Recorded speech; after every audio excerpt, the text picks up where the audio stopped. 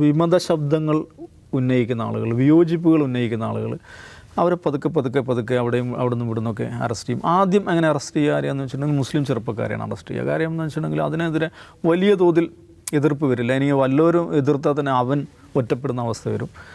അതങ്ങനെ പോയി പിന്നെ അതിൻ്റെ ഒരു കൂട്ട ഇത് കാണുന്നത് ഭീമ കൊറേക്കാവ് കേസിലാണ്. ഭീമ കൊറേക്കാവ് കേസിൻ്റെ പ്രത്യേകത എന്ന് വെച്ചിട്ടുണ്ടെങ്കിൽ അതുപോലെ ഒരു അനുഭവം ഇന്ത്യയിൽ അതിന് മുമ്പുണ്ടായിട്ടില്ല. ഇന്ത്യയുടെ വിവിധ ഭാഗങ്ങളിലുള്ള ആക്ടിവിസ്റ്റുകൾ, എഴുത്തുകാർ, അക്കാഡമിക്കുകൾ, പത്രപ്രവർത്തകർ, ബുദ്ധിജീവികൾ ഇവരൊക്കെ ഒന്നിച്ച് ഒരു കേസിൽപ്പെടുത്തി പൊക്കിയെടുത്ത് കൊണ്ടുപോയി അകത്തിട്ട കേസായിരുന്നു ഭീമ കൊറേക്കാവ്.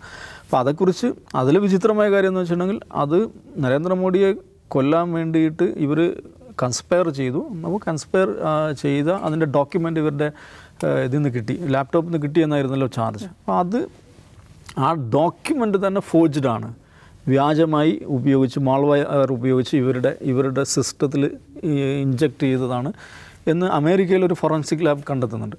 പക്ഷേ ആ മനുഷ്യർ കുറച്ചാളുകൾക്ക് ജാമ്യം കിട്ടി. പക്ഷെ മനസ്സിലാക്കണം, വളരെ പ്രധാനപ്പെട്ട രാജ്യത്തിന് തന്നെ ധാരാളം സംഭാവന അർപ്പിക്കാൻ കഴിയുന്ന മാനേജ്മെൻറ്റ് വിദഗ്ധരുണ്ട്, അധ്യാപകരുണ്ട്, ചരിത്രകാരന്മാരുണ്ട്, എഴുത്തുകാരുണ്ട്, പത്രപ്രവർത്തകരുണ്ട്. അവരിപ്പോൾ വർഷങ്ങളായി ജയിലിൽ കിടക്കുകയാണ്. പക്ഷെ അങ്ങനെയൊക്കെ പിടിക്കുമ്പോഴും സ്പെയർ ചെയ്ത ഒരാളായിരുന്നു അരുന്ധതി റോയ്. ആക്ച്വലി ആ ഒരു ഗണത്തിൽ നിശ്ചയമായി പെടുത്താവുന്ന ഒരാളാണ് അരുന്ധതി. കാരണം അരുന്ധതി റോയ് അവർ വളരെ വോക്കലായിട്ട് എസ്റ്റാബ്ലിഷ്മെൻറ്റിനെതിരെ സംസാരിക്കുന്ന ആളാണ്. നമ്മളൊരു പൊളിറ്റിക്കൽ പെർസ്പെക്റ്റീവ് പറഞ്ഞാൽ അവരൊരു അനാർക്കിസ്റ്റാണ്, അരാജകവാദി. ഇപ്പോൾ അനാർക്കിസ്റ്റ് എന്ന് പറഞ്ഞാൽ ഞാനൊരു നെഗറ്റീവ് ഇതിലല്ല പറയുന്നത്. അരാജകവാദം എന്ന് പറയുന്നത് ഒരു ആശയധാരയാണ്.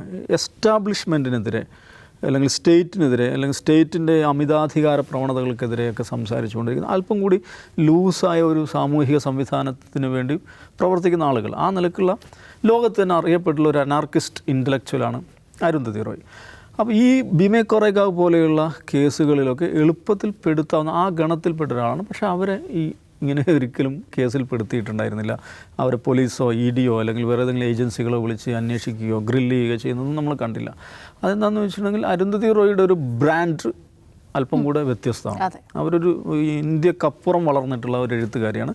ലോകത്തെല്ലായിടത്തും അവർക്ക് ലിസണേഴ്സ് ഉണ്ട്. നമുക്ക് അവരുടെ വിദേശ യാത്രകൾ പോലും തടഞ്ഞിട്ടില്ല. നമ്മുടെ ഇപ്പോൾ സന്ന ഇർഷാദ് മട്ടു പുലിറ്റ്സർ പ്രൈസ് കിട്ടിയിട്ടുണ്ട് മികച്ച ന്യൂസ് ഫോട്ടോഗ്രാഫിക്ക്. അവർക്ക് ആ അവാർഡ് മേടിക്കാൻ പോകാൻ പറ്റിയില്ലല്ലോ.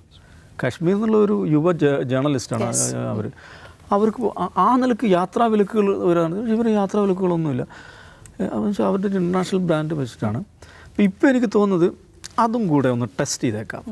ആ ജാതി ആളുകളെയും പിടിച്ചു കഴിഞ്ഞാൽ എന്തായിരിക്കും റെസ്പോൺസ് എന്നുള്ള ഒരു ടെസ്റ്റിംഗ് ദ വാട്ടേഴ്സ് എന്നുള്ളൊരു പരിപാടിയുടെ ഭാഗമായിട്ടാണ് 2010 കേസെടുത്തിട്ട്, അതും സെഡിഷൻ മാക്സിമം പോയാൽ സെഡിഷൻ ലോ മാത്രം അട്രാക്ട് ചെയ്യാൻ ശേഷിയുള്ള ഒരു പ്രസംഗത്തിൻ്റെ പേരിൽ UAP അടിക്കാൻ പോകുന്നത്. എന്തായിരിക്കും പ്രതികരണം എന്നറിയാനുള്ള ഇതിൻ്റെ ഭാഗമായിട്ടാണെന്ന് എനിക്ക് തോന്നുന്നത്.